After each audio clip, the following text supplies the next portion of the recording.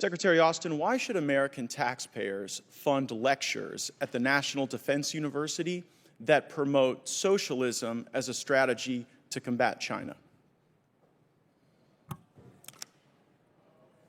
It's the National Defense University is an academic institution, and I don't know of any such lecture. But well, that's surprising because it was widely reported. The National Defense University had Thomas Piketty come, and this was the title of his lecture, Responding to China, the Case for Global Justice and Democratic Socialism. So now that you know that they did this, would you agree that embracing socialism is not an effective strategy to combat China? Well, I certainly don't agree with embracing socialism. I think so that means I'm sorry. We're not going to do this. We're not going to let the guy say 4 words and still talk and then cut him off. We're just not. I control the time, Mr. Chairman. Yeah, but you also have to be fair to the witnesses. No, but I got the answer I wanted. I have a follow-up. My follow-up question is if we don't embrace it, then I guess why did the National Defense University put out a statement? Again, this is funded by U.S. taxpayers, saying in this talk, Mr. Piketty will argue that the right answer lies in ending Western arrogance and promoting a new emancipatory and egalitarian horizon on a global scale, a new form of democratic and participatory, ecological, and post-colonial socialism. So why would we invite people we don't agree with to evangelize views and values that we don't share at the National Defense University when we should be learning strategy about how to combat our enemies and make assessments that are accurate? And we do learn a lot about strategy and about the military and about joint force development, and so that is our focus in these institutions.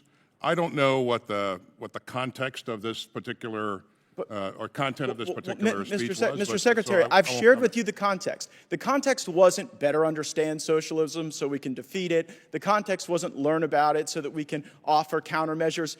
The concept was that it's time for socialism. And the reason I know that's the context is because the lecture was pulled from a book written by Thomas Piketty entitled Time for Socialism. And I just can't help but notice. And so your question was whether or not I control the time. Your question you guys was have been whether blowing or not we a lot of calls socialism. lately on The matters answer of is no. strategy, Mr. Secretary. You guys told us that Russia couldn't lose. You told us that the Taliban couldn't immediately win. And so I guess I'm wondering, what in the $773 billion that you're requesting today is going to help you make assessments that are accurate in the face of so many blown calls?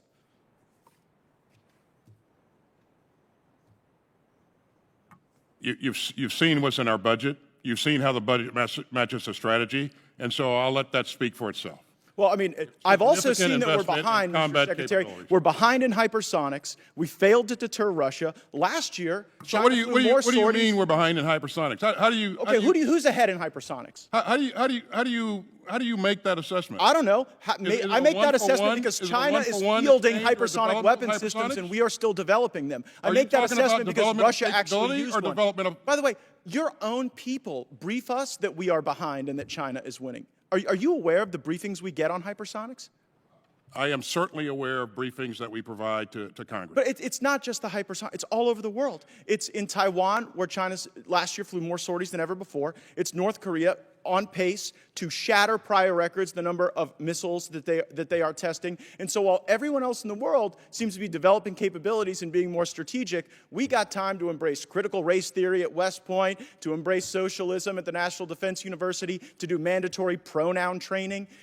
Do you accept? You know, it's again, this is the most capable, the most combat-credible force in the world. It has been, and it will be so going forward. Not if we continue down this path. To do that. Not if we embrace socialism. The fact that you're embarrassed by your country. By oh no! I'm embarrassed by your leadership. I'm sorry for I am that. not embarrassed for my country. I wish It's we were what not you're losing saying. to China. It's I what wish you're we saying. were. You know what? That is so disgraceful that you would sit here and conflate your failures with the failures of the uniformed service members. You guys said that Russia would overrun Ukraine in 36 days. You said that the Taliban would be kept at bay for months. You totally blew those calls. And maybe we would be better at them if the National Defense University actually worked a little more on strategy and a little less on wokeism. Has it occurred to you that Russia has not overrun Ukraine because of what we've done and our allies have done? But that was Have baked you ever into your even thought flawed about assessment. That was baked into your flawed assessment. And so yeah, I saw that the Obama administration fact that we tried helped to the destroy Ukrainians our was a military flawed by assessment? starving it of resources, and it seems the Biden administration is trying to destroy our military by force-feeding it wokeism. I yield back. Gentleman's time has expired. Mr. Keating's recognized.